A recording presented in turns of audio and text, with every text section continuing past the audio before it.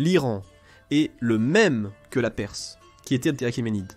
Mais ensuite, ils sont devenus Parcha, également connus sous le nom d'Empire arsacide, qui a ensuite été remplacé par les Sassanides, qui étaient en quelque sorte à nouveau des Perses. Les noms historiques peuvent être déroutants.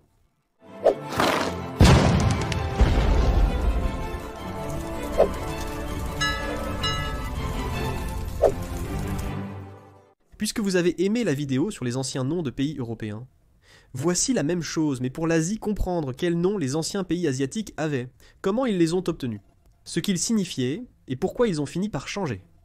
Plongeons directement en eux, en commençant par celui sur la vignette.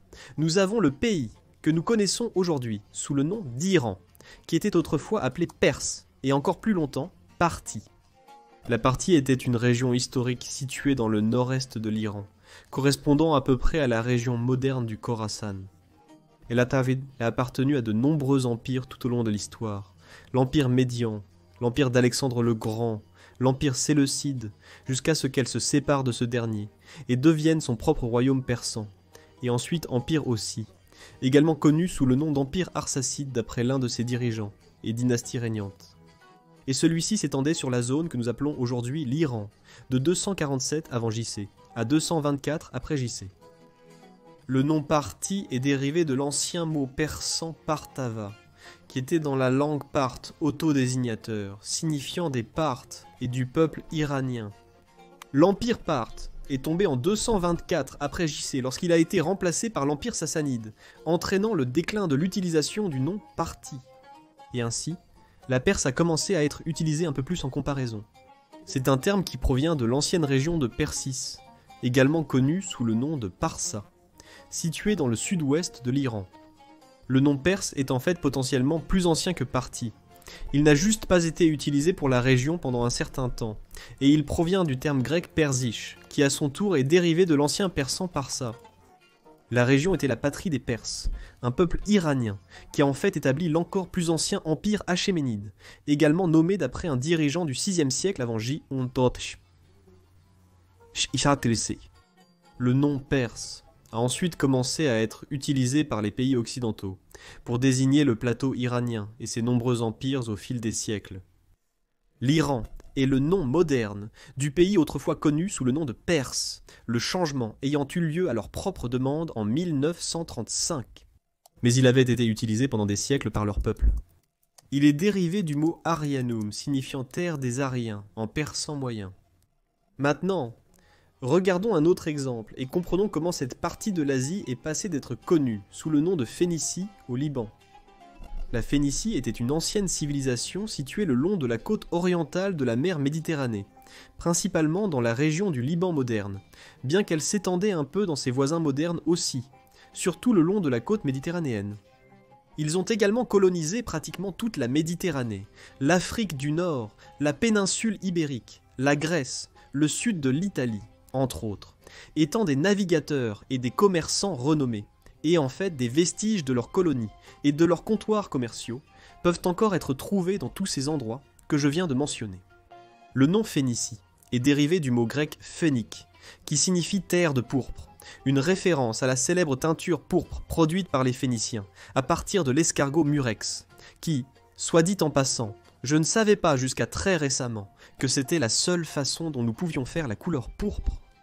La civilisation a décliné après les conquêtes d'Alexandre le Grand au IVe siècle avant JC, conduisant à la disparition progressive du nom Phénicie. Le Liban est le nom moderne de la région qui était autrefois habitée par les Phéniciens. Le nom provient du nom d'une montagne locale d'une racine phénicienne, le Ban, signifiant blanc, apparemment pour ses sommets enneigés. Son nom est mentionné dans de nombreux textes de l'âge du bronze, dans l'épopée de Gilgamesh, et même dans la Bible hébraïque. Il est devenu un terme général pour la région, lorsque l'Empire ottoman l'a conquis, et a subi une réforme de l'administration territoriale en 1861, choisissant le nom pour cela. L'État moderne du Liban a été en quelque sorte créé en 1920, comme un État marionnette français. Il a ensuite acquis son indépendance plus tard, en 1943, et ils ont conservé ce même nom du Liban. Ensuite, nous voyageons en Asie du Sud-Est, pour comprendre comment ce qui est aujourd'hui le Vietnam, ou du moins une partie de celui-ci, était autrefois appelé Champa, Champa n'était pas la même chose que le pays moderne du Vietnam. En fait, ce n'était pas vraiment un pays à proprement parler, mais il occupait presque exactement la même région, comme le fait le Vietnam du Sud aujourd'hui, et il a été connu comme tel pendant un certain temps. Champa était un ensemble de polities indépendantes qui s'étendaient le long de la côte de ce qui est aujourd'hui le centre et le sud du Vietnam, à partir du 2e siècle après GAC environ, jusqu'à très très tard, 1832. C'est plus de 1500 ans d'existence. Le nom Champa est dérivé du mot sanskrit Kampa, qui fait référence à un type d'arbre à fleurs. Les Chams étaient connus pour leur commerce maritime, de manière similaire aux Phéniciens, en fait. Le déclin de Champa a commencé au XVe siècle, en raison de ses guerres continues avec le royaume vietnamien Dai Viet, un autre prédécesseur, et peut-être un prédécesseur plus précis pour le Vietnam dans son ensemble, conduisant à son annexion éventuelle et à l'assimilation de son peuple. Le Vietnam est le nom moderne du pays qui englobe maintenant le territoire autrefois détenu par Champa. Le nom Vietnam est une variation de Nam Viet, qui était le nom d'un autre royaume ancien qui a existé de 204 à 111 avant JC. Viet est le nom d'un groupe ethnique, et Nam signifie sud, donc le Vietnam peut être traduit par la terre du sud des Viet, ou la terre des Viet du sud. Le nom a été officiellement adopté en 1804 par l'empereur Jia Long pour souligner la continuité avec l'ancien royaume et pour affirmer l'indépendance de l'influence chinoise. Nous comprenons donc ici comment plusieurs noms ont été utilisés jusqu'à ce que le nom moderne soit mis en place, tandis que certains des anciens étaient liés et ont influencé le choix du nom moderne. Passant à un changement plus récent, nous avons le passage de Siam à Thaïlande. Au fait, le royaume de Siam avait l'un des drapeaux les plus cool avec ce genre de cadre en rouge, blanc et bleu, et l'éléphant blanc vraiment cool en or. Ils l'ont changé parce qu'ils voulaient avoir l'air plus occidentalisé, je pense. Une assez grosse erreur à mon avis. Mais de toute façon, les noms. Une situation similaire à celle de l'Iran-Persie s'est produite ici. Siam était le nom utilisé par les Occidentaux pour désigner le royaume situé dans la région de l'actuelle Thaïlande. Fait intéressant, le Siam était également l'un des très rares royaumes autochtones en Asie, et dans le monde, à éviter la colonisation européenne, à accueillir des établissements européens, le commerce, l'influence, mais sans jamais avoir à renoncer à leur pleine souveraineté. On pense que le nom Siam est dérivé du mot sanskrit Siama, signifiant sombre ou brun, se référant peut-être à la couleur de peau des habitants autochtones. Le terme était utilisé par les étrangers tandis que les locaux se référaient à leur pays comme Muya Wang Thai. En 1939, dans le cadre d'un mouvement patriotique, le gouvernement a officiellement changé le nom du pays en Thaïlande, qui signifie le pays des Thaïlandais, pour refléter leur indépendance et leur patrimoine autochtone, si vous voulez, s'éloignant de la façon dont ils étaient connus par les étrangers, et comprenant comment le changement se produit très souvent lorsque les locaux veulent changer le nom de ce qu'ils étaient connus par les Européens ou par les colonisateurs à ce qu'ils ont toujours utilisé par eux-mêmes, est important pour comprendre le prochain exemple du Sri Lanka, qui était connu des Européens sous le nom de Ceylan. Le nom Ceylan est dérivé du portugais Ceylon, qui à son tour vient de l'ancien persan Ceylan, finalement du sanskrit natif Simala. Les Portugais ont adopté ce nom pendant leur présence coloniale au XVIe siècle, et il a ensuite été utilisé par les Hollandais et les Britanniques pendant leur période respective de contrôle sur l'île.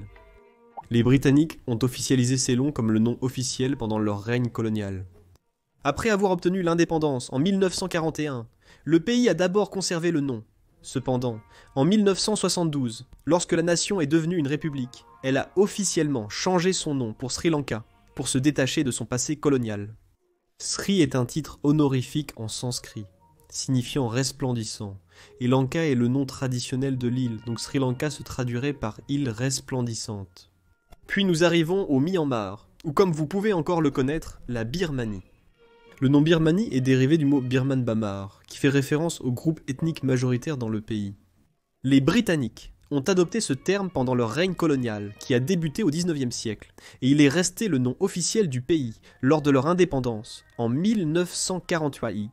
Cependant, en 1989, lorsque les militaires ont pris le pouvoir, ils ont changé le nom officiel anglais du pays en Myanmar, qui est une version plus formelle de Bamar, dans la langue birmane. Ce changement visait à mieux représenter la diversité ethnique du pays, et à s'éloigner de la nomenclature de l'époque coloniale.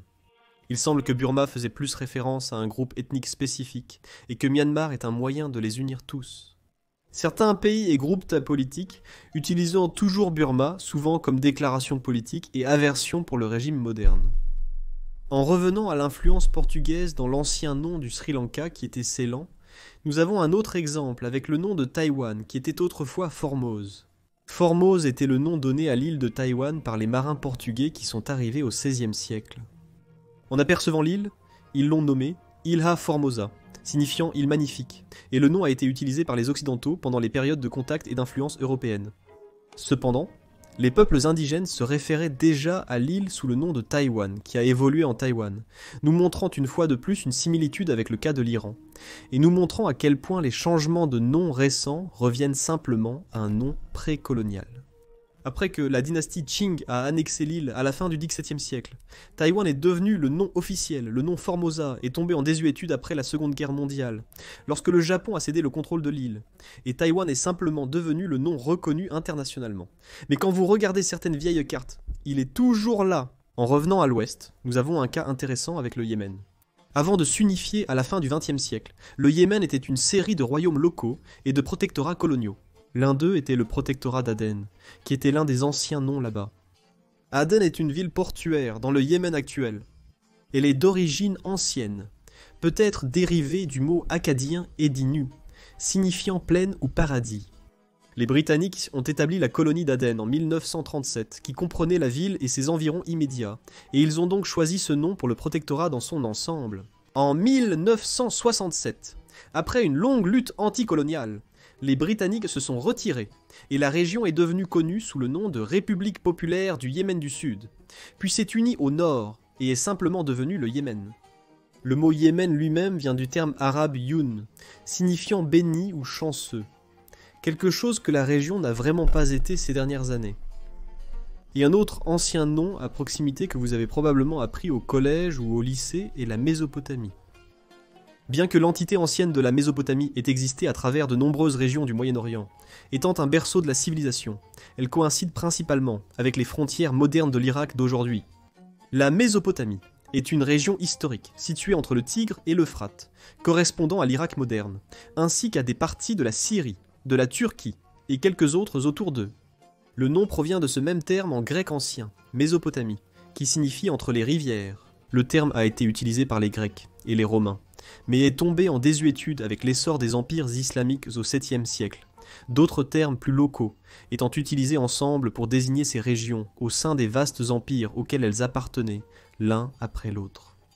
L'État-nation moderne de l'Irak n'a été établi qu'en 1920 sous mandat britannique, suite à la dissolution de l'Empire ottoman.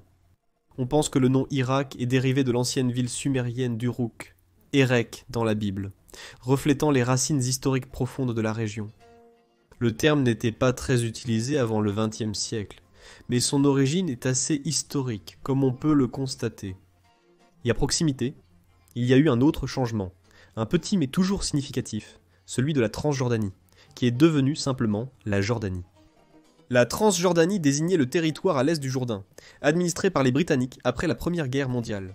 Le nom vient du latin trans, signifiant à travers, et Jordan se référant à la rivière, donc à travers le fleuve Jourdain. En 1921, l'émirat de Transjordanie a été établi sous la supervision britannique, n'étant pas indépendant mais une sorte d'étape intermédiaire vers celle-ci, et ils ont gardé le nom, mais en obtenant une indépendance totale en 1946. Ils ont été renommés en royaume hachémite de Jordanie, simplifiant le nom mais soulignant toujours son lien avec le fleuve Jourdain, historiquement et culturellement significatif. Peut-être qu'ils l'ont changé pour se distinguer un peu du passé colonial, mais je pense que le but ici était simplement de simplifier le nom du pays. Et donc, ce sont les anciens noms d'environ 10 pays asiatiques, ce qu'ils étaient, comment ils ont été mis en œuvre, ce qu'ils signifiaient, et comment ils ont changé pour les versions modernes que nous connaissons de ces pays aujourd'hui, ainsi que les significations et l'étymologie de ces noms aussi. Connaissez-vous d'autres anciens noms, que ce soit en Asie ou sur un autre continent ? Dites-le moi dans les commentaires. Merci d'avoir regardé, aimez et abonnez-vous. Je sais que c'est un peu ennuyeux de demander, mais cela aide vraiment la performance vidéo. Merci à mes mécènes de me soutenir.